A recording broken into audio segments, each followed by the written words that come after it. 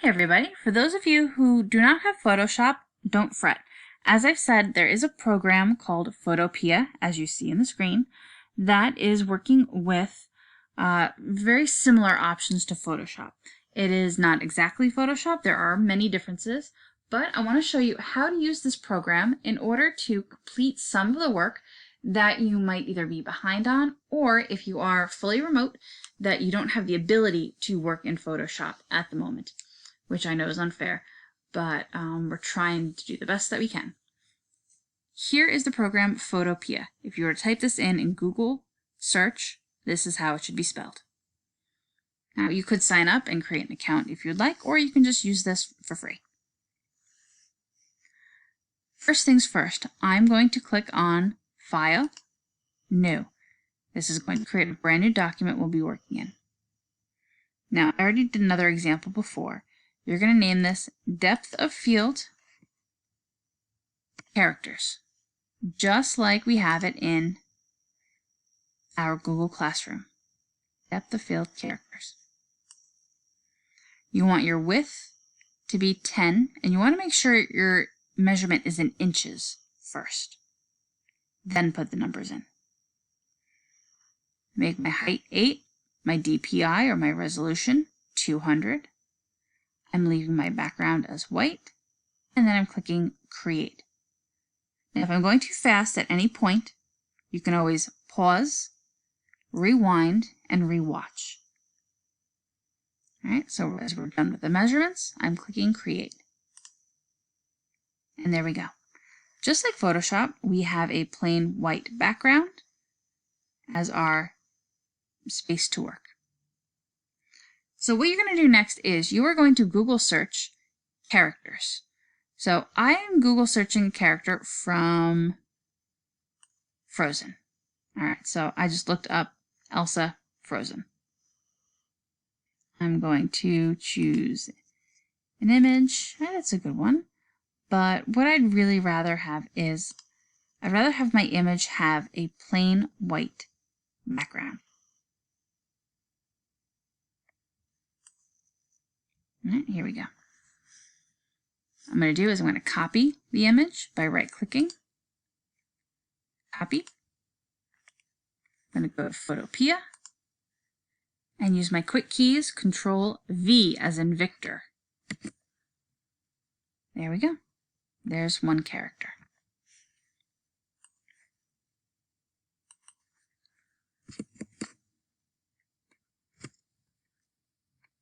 I type in the character's name I want. If, for example, you're getting images that have like a lot of other color backgrounds, or it's too busy, you instead can be very specific. You can write white background, and it will narrow it down.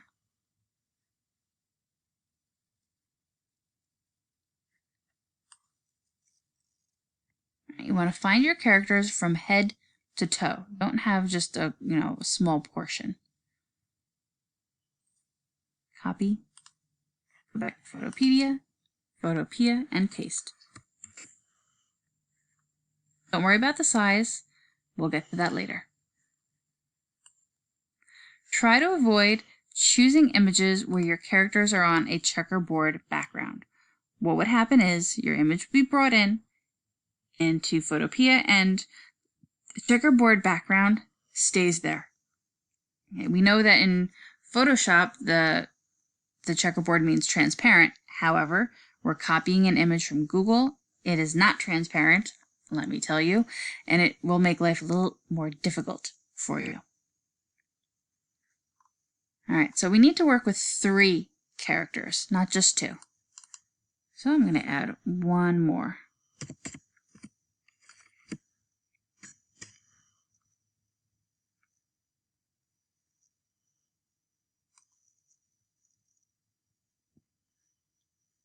All right, same thing, choosing the background, choosing an image that has the white background, copy, and paste. There we go. So we have 3 separate characters, each in their own layer. Now we don't need the white background, so I'm going to click on that, drag it down to the garbage. Now I need to, when I drag it down, I need to make sure that where my mouse icon is, that is placed over the garbage can in order to throw out the object.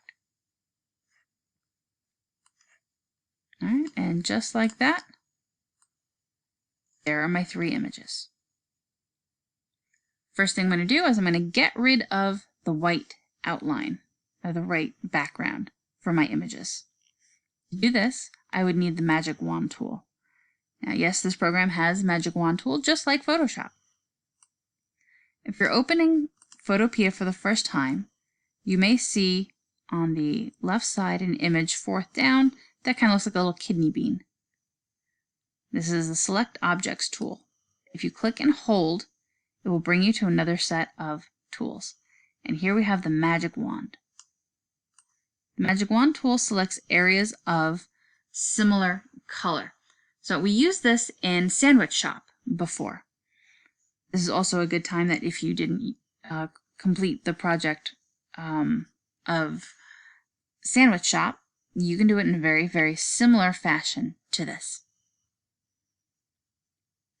All right, so what I'm going to do is I'm going to select the white background and click backspace.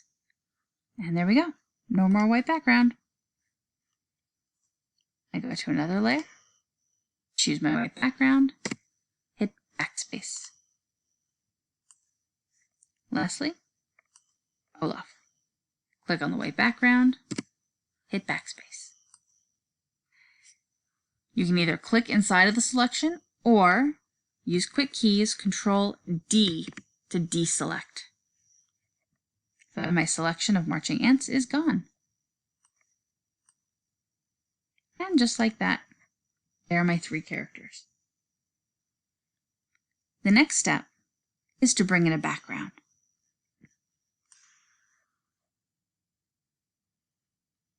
All right. I don't want a white background. I want a frozen background.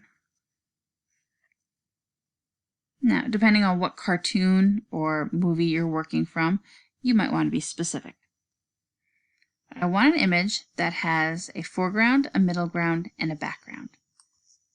Now, something like this is good. We have the foreground where these icicles are.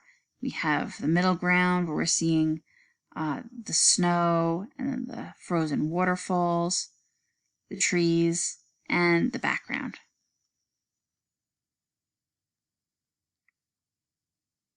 Let's see, are there any other frozen? I can also put backgrounds from Frozen.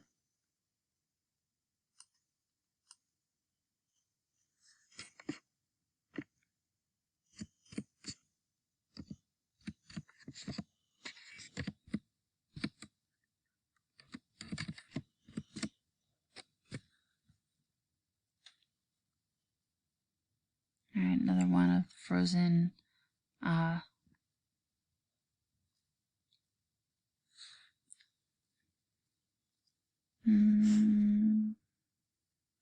Do something like this. Foreground, middle ground, background.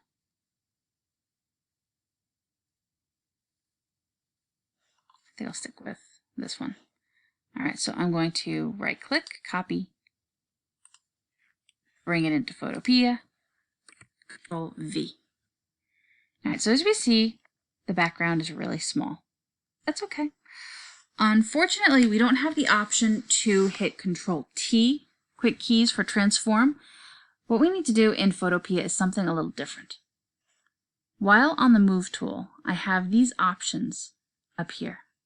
If I click on Transform Controls, as we see, it put a selection around the image, and we have squares at the corners and in the centers of each side. If I hold Shift and grab the corner, I can enlarge the image, and by holding Shift, it keeps my image in proportion.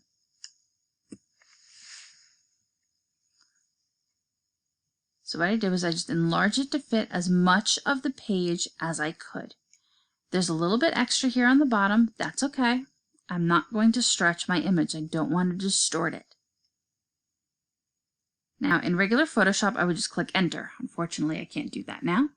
So I'm just going to go back to my Move tool and click Transform Controls again. And just like that, the selection is gone. All right, so if this is the background, it should be behind everything else, correct? So I'm going to click on my layer 4 and drag it down to the very bottom. There we go. Now's the time for fun, is placing our subjects. But what I also want to do is I want to keep in mind depth of field, which is the whole project.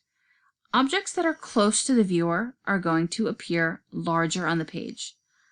Items that are farther away are going to appear smaller on the page.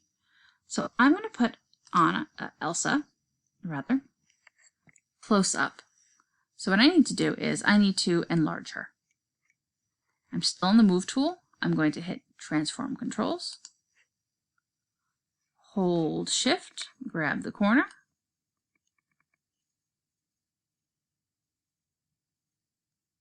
there you go. I'm going to make it as if she's standing really close right to us, right next to us. Now I'm going to crop this section out later on, so don't worry about that. So our main subject in the foreground is larger than everything else because she is the closest to us. I make the Transform Controls go away. There we go. All right, so I have Anna here. She is small, but what I'm going to do is I'm going to put her even farther in the background. I'm going to place her where like these tracks stop. But I still need to make her smaller. So same thing. Transform Controls. Hold Shift.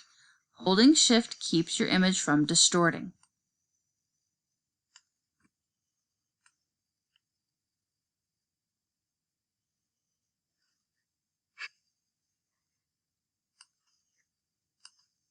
And there we go. So our subject that is farther away is smaller. Now I'm also paying attention to other items in the picture. So she also is really close to these trees. I'm not going to make her, from here all the way up to here. That wouldn't make sense with these trees. She's smaller. So be careful of the relevance of what is around your subject. All right, and then we have good old Olaf. All right, so he's in the middle ground. He's going to be smaller than Elsa, but he's going to be larger than Anna because he's closer to us. All right, same thing. We're going to transform him, make him just a little bit bigger.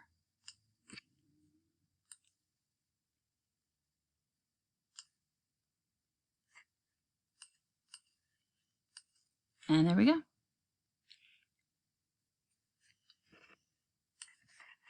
Play around with the sizes.